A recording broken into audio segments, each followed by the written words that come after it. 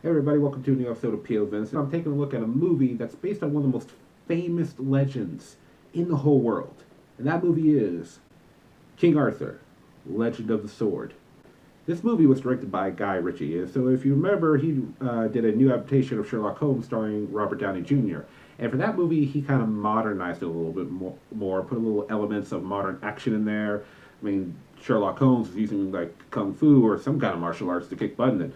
And he's kind of doing the same thing here with this movie. So the movie plays out where Arthur, when he's a little boy, his parents are slain by his evil uncle, who then takes the throne. He's then raised in a brothel and becomes a local gang leader, using his gang power to actually protect the women of the brothel. So he runs a gang, but it's a nice gang.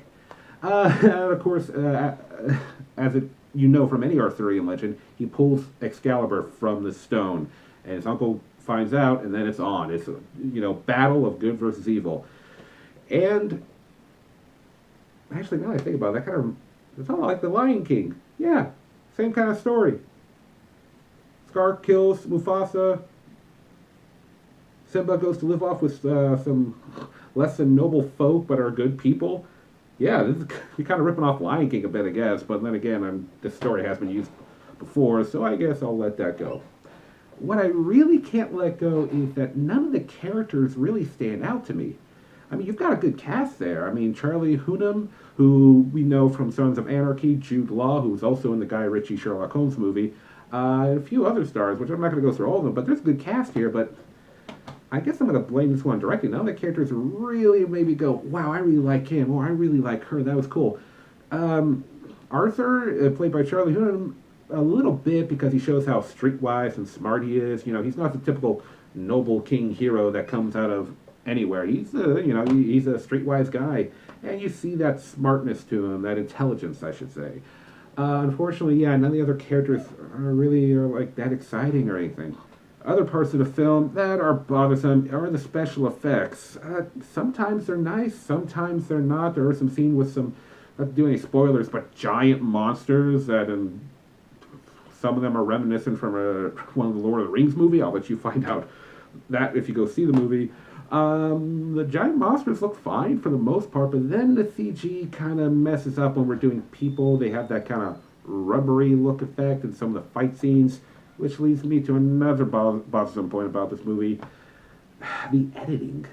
There are certain points in the movie where they're doing a joke and they're using like a hard cut to kind of make that joke snap, and the cut is just too rough and it kind of hurts the joke. Other parts it's like there's some shaky cam going on there that was bothersome, and the fight scenes are okay except for the shaky cam, but then when you get into like the really magical fight scenes where Arthur's busting out Excalibur and you got all these weird angle and shots that I'm like, well, that's cool and stuff, but I don't know, never really got me going, never really going like, oh wow, this is good action. And speaking of Excalibur, ladies and gentlemen, this is not the Excalibur we've seen in other forms of the Arthurian legend.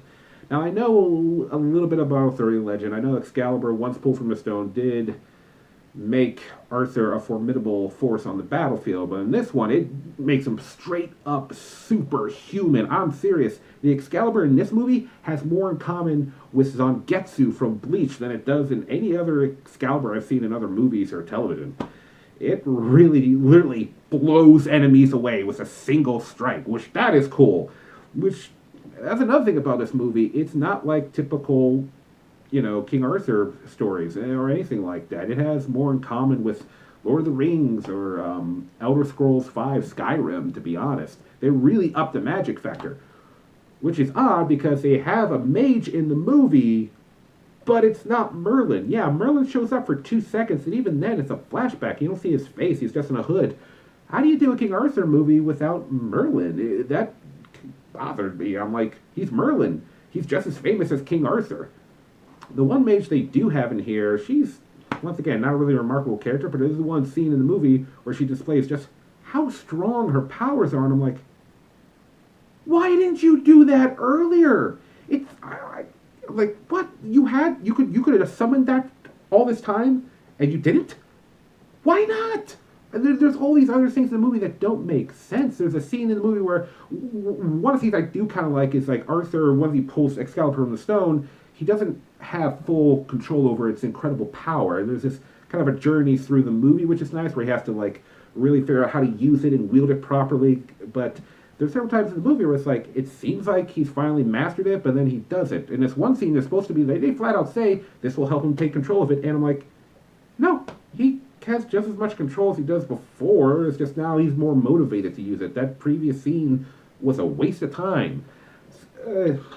So yeah, there's also a couple of montage sequences in this movie, which, one montage is fine, but double montage? And they're montage throwing stuff up like, can we take more time with that? That really kind of seems interesting and cool. No, we're going to skip ahead to this? Okay, that's fine. I mean, I would like to see this, but, you know, we got to move on. Okay. But anyway, yeah, King Arthur, Legend of the Sword. Once again, there's a good cast in there, but, yeah, a lot of things don't make sense. Editing is a little in places. Camera shots, not the best. CGI, sometimes it's good, sometimes it's not good. Yeah, unfortunately, guys, if I had to say whether or not you should go take a look at this movie or if you can cover your eyes, I'd say cover those eyes. Don't even give this one a watch. It's not really worth your time. Well, anyway, guys, that's my thoughts on King Arthur, Legend of the Sword. I hope you enjoy it. Please let me know what you're thinking down in the comments. Do you think I'm wrong? Do you think I'm right on the money? Whatever, I want to know. And, of course, click that follow button. But, until next time, I want to thank you for viewing things through my perspective.